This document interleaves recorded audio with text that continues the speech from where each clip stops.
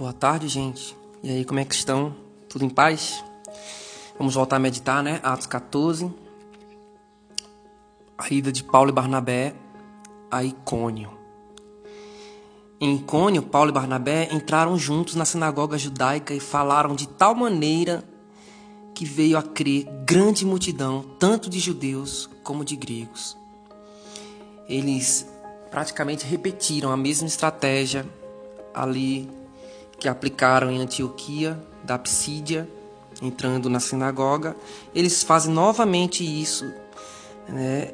E inicialmente também a gente vê uma boa receptividade, uma boa recepção para eles, e muitas pessoas acabam acreditando, tanto judeus como de gregos. Grande multidão em Icônio. Icônio, só para constar, era a principal cidade da região ali, né? Tinha muitas regiões circunvizinhas, né? Vilarejos menores, mas também era uma região influente. Então, muitas pessoas acabaram se achegando.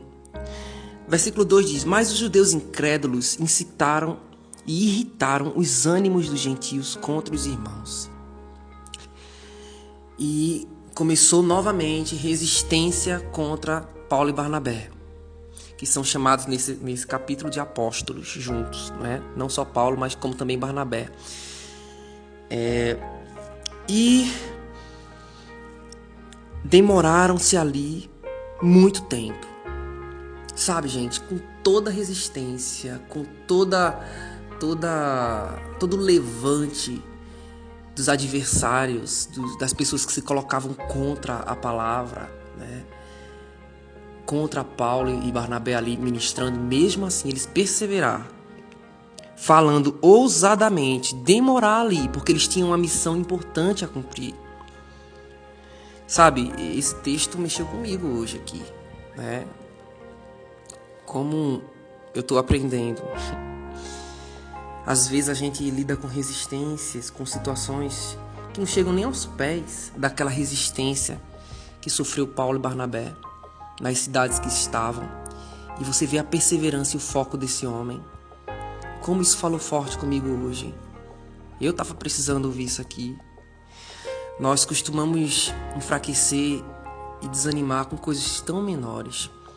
E esses homens eram cheios do ânimo de Deus para continuar a obra, mesmo enfrentando a dura resistência que a gente vai ver aqui daqui para frente. Falavam ousadamente, né, do Senhor, o qual confirmava a palavra da sua graça, concedendo que por meio da mão dele se fizessem prodígios e sinais. Gente, que lindo. Eu lembro Paulo orando, pedindo oração ali aos Efésios para que eles orassem, para que no abrir da boca dele fosse dada ousadia. E aqui a gente vê a prática do que ele pedia, né, em oração. Glória a Deus. Dividiu-se o povo da cidade. Uns eram pelos judeus, e aqui a gente vê os judeus como um grupo resistente, e outros pelos apóstolos. Eles experimentaram na pele, os apóstolos, aquilo que Jesus falou lá em Lucas, né? Ele não pensa que vim trazer paz, nesse texto, se eu não me engano. Não pense que vim trazer paz, eu não vim trazer paz. Eu vim causar a divisão. Jesus falando que veio causar a divisão, né? Porque o evangelho às vezes produz isso, divisão. Pessoas não vão receber com facilidade a mensagem da cruz.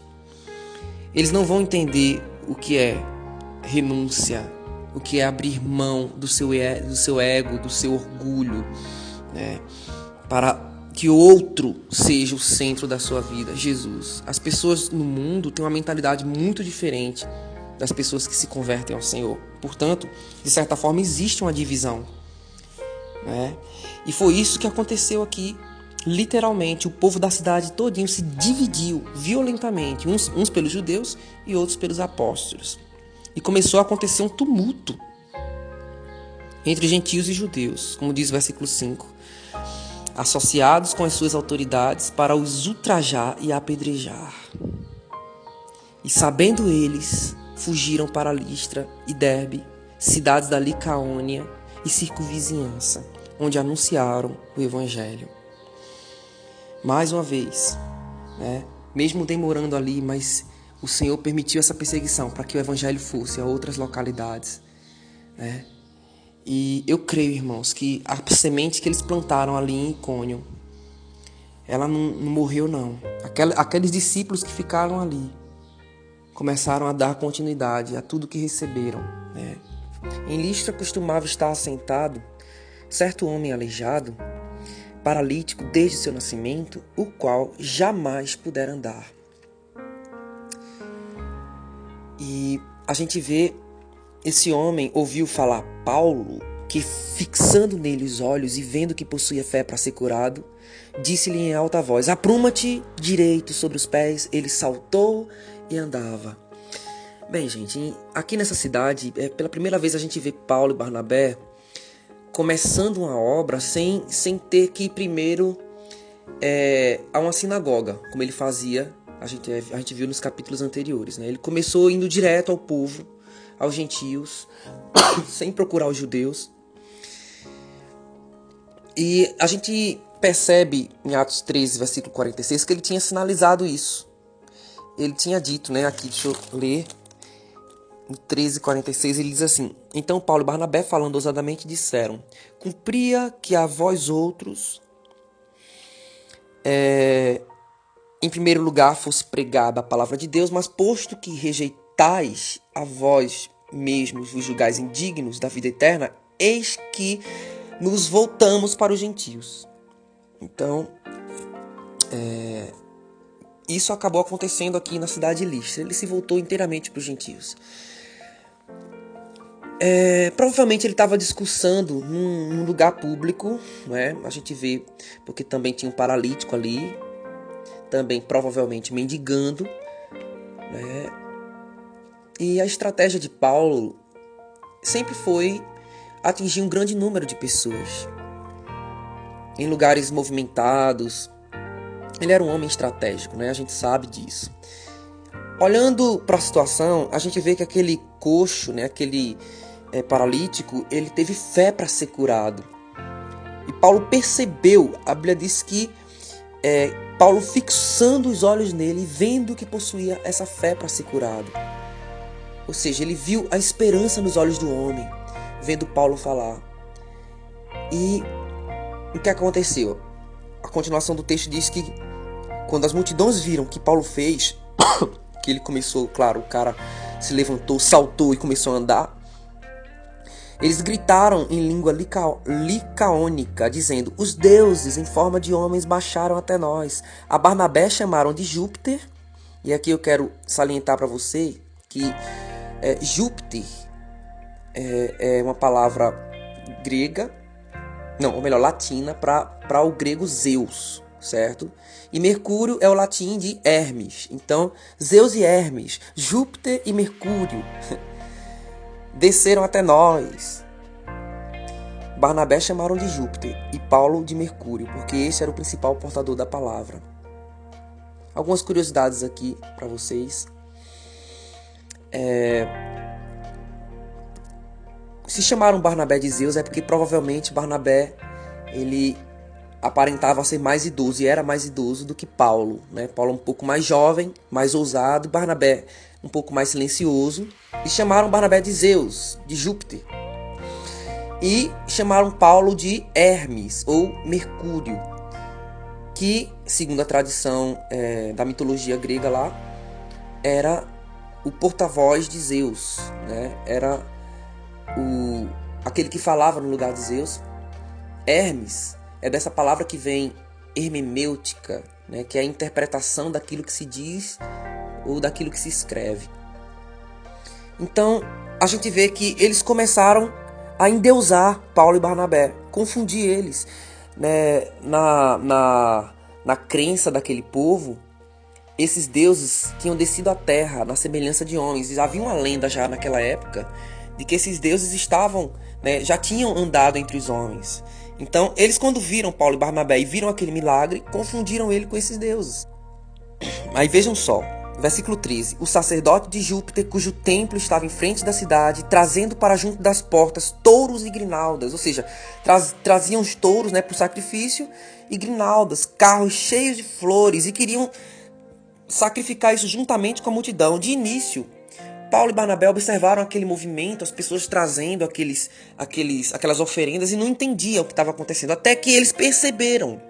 Né? No versículo posterior diz: porém, ouvindo isto, os apóstolos Barnabé e Paulo rasgaram suas vestes, saltaram para o meio da multidão, clamando: Senhores, por que vocês estão fazendo isso?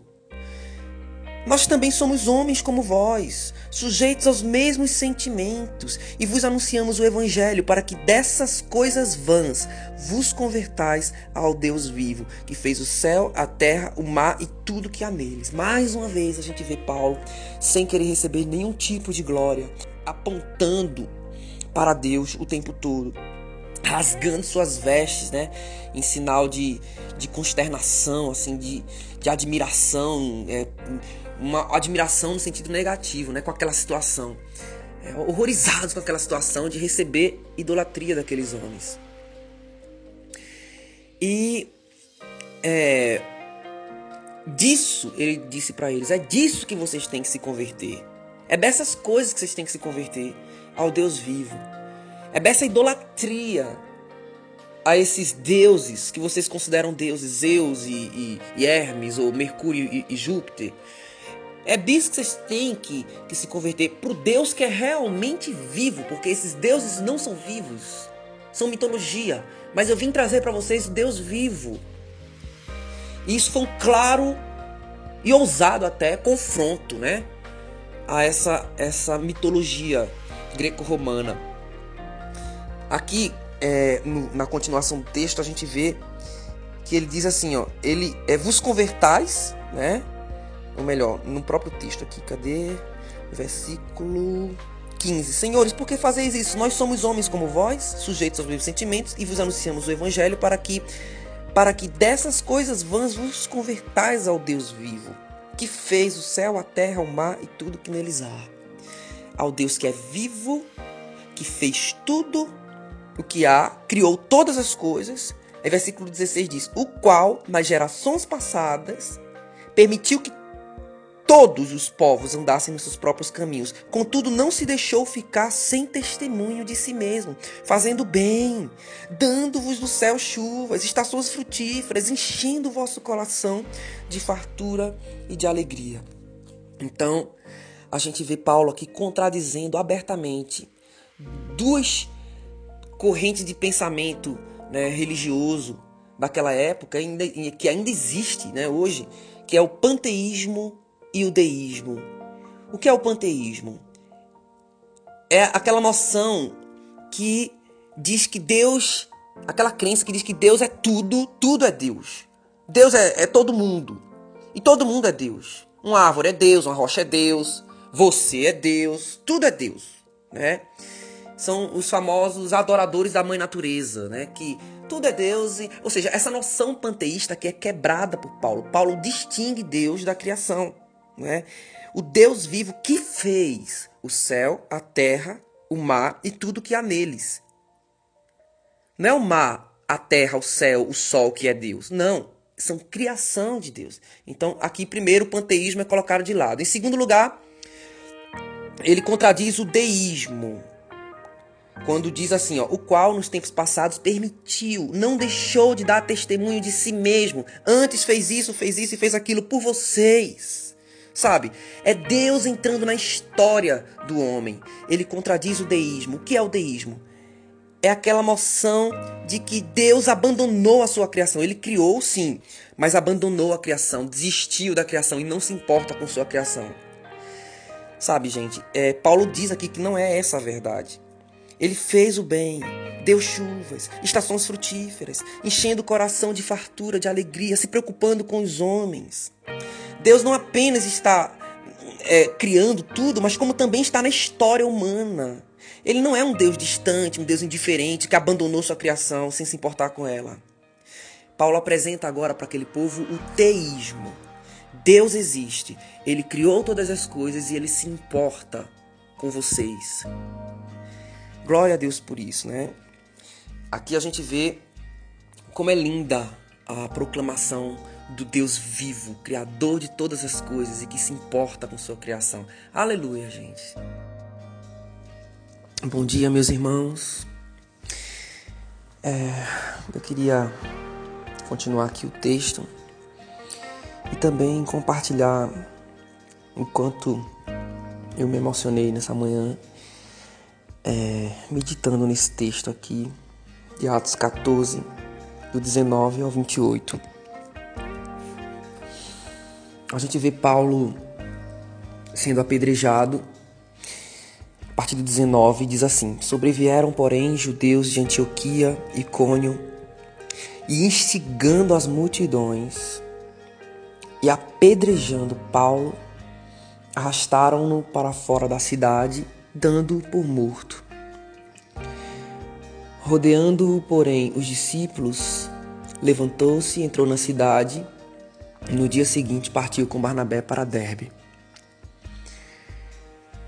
Gente, os judeus das cidades anteriores não se contentaram em expulsar eles daquelas cidades, né? Quando souberam do sucesso de Paulo em Listra, eles saíram para lá para contaminar o povo, para levantar o povo contra eles. E apedrejaram, o que a gente vai meditando e descobrindo que era um método judaico comum, né, de executar criminosos, especialmente pessoas que blasfemavam. E a palavra diz que arrastaram Paulo. Dá a entender que apedrejaram ele primeiro e depois arrastaram ele para fora da cidade, exatamente. E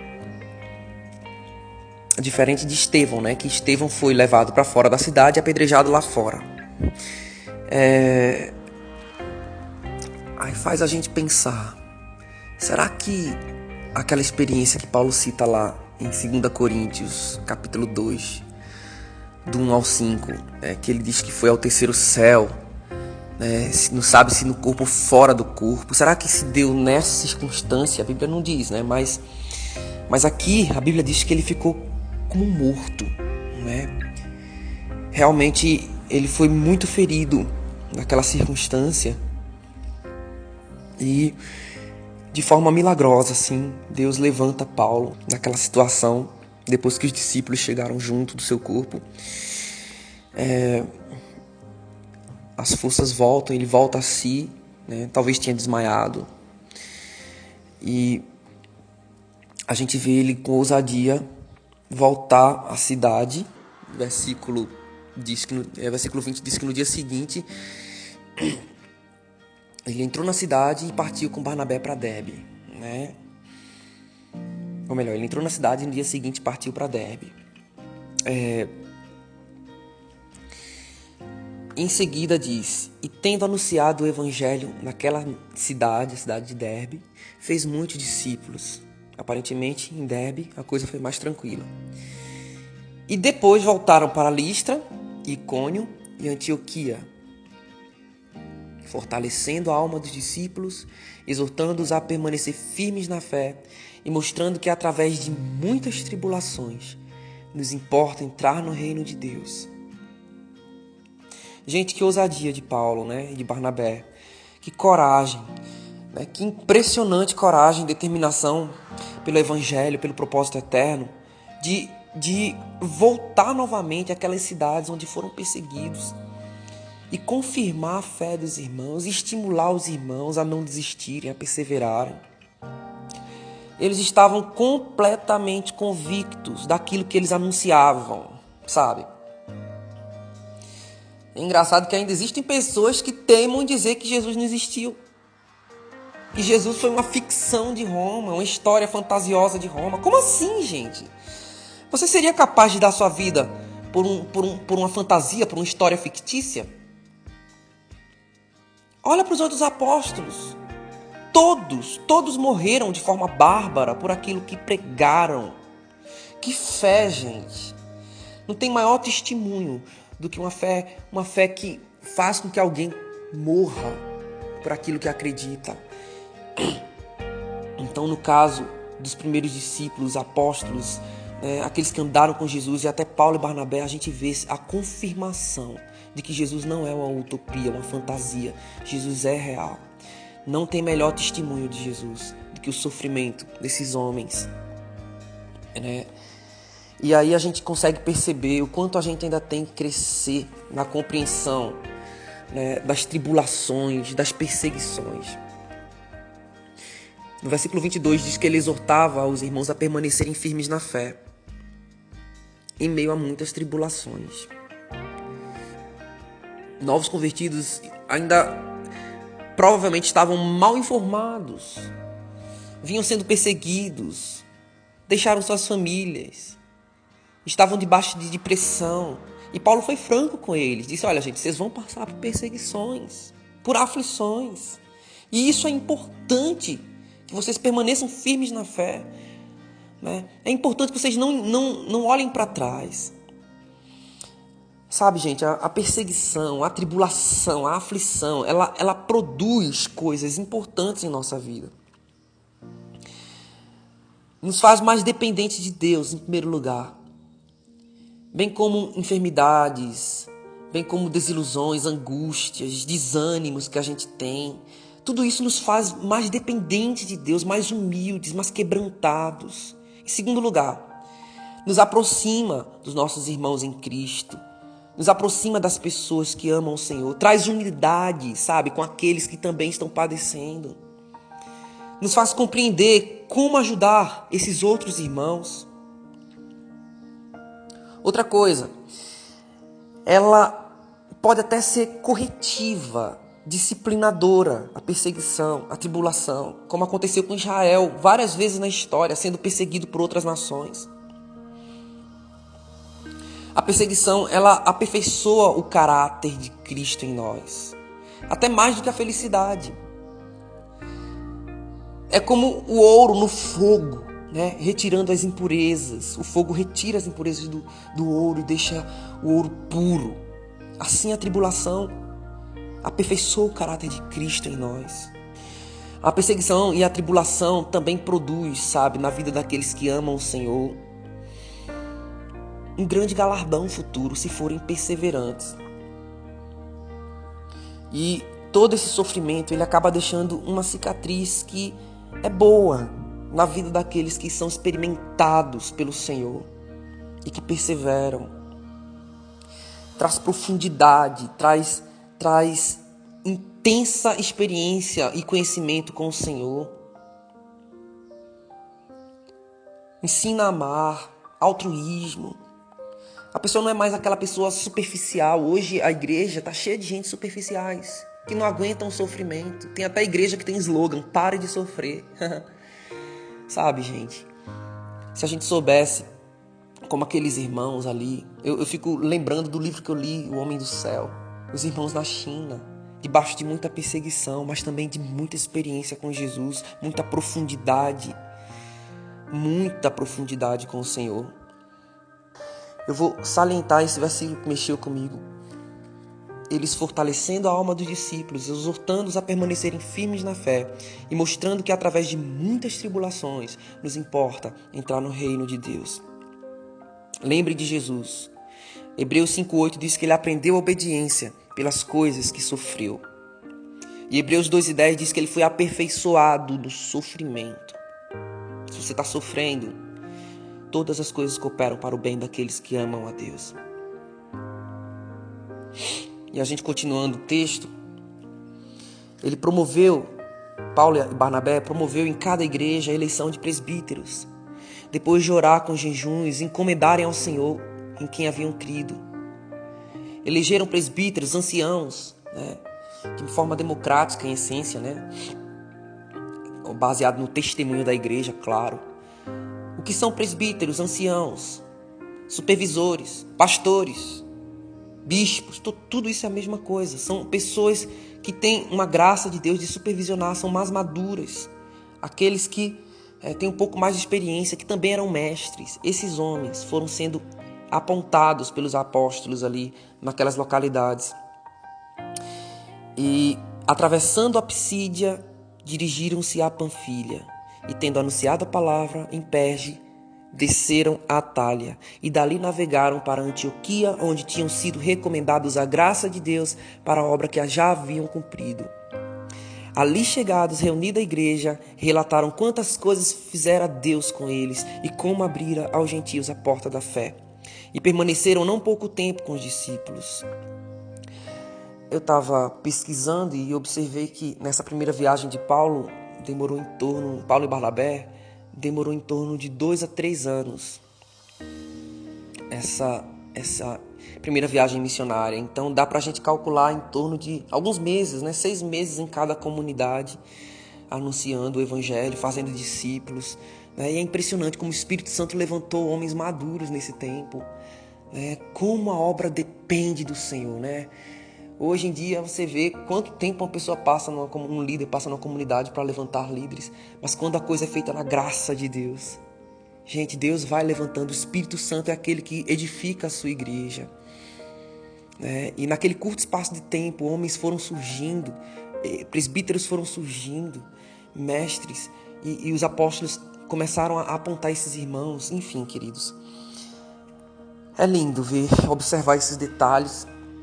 Eu quero deixar para vocês um poema que eu encontrei aqui, do Jane Lesson, que diz assim: Já calculastes o preço? Já calculastes o preço? Vós, guerreiros da cruz? Vossos corações estão firmes na causa do Mestre, prontos a sofrerem toda a perda terrena? Podeis suportar a zombaria dos sábios do mundo, deixando de lado a taça dos prazeres, para vigiardes com o Senhor no alto do monte, nos momentos espantosos da meia-noite?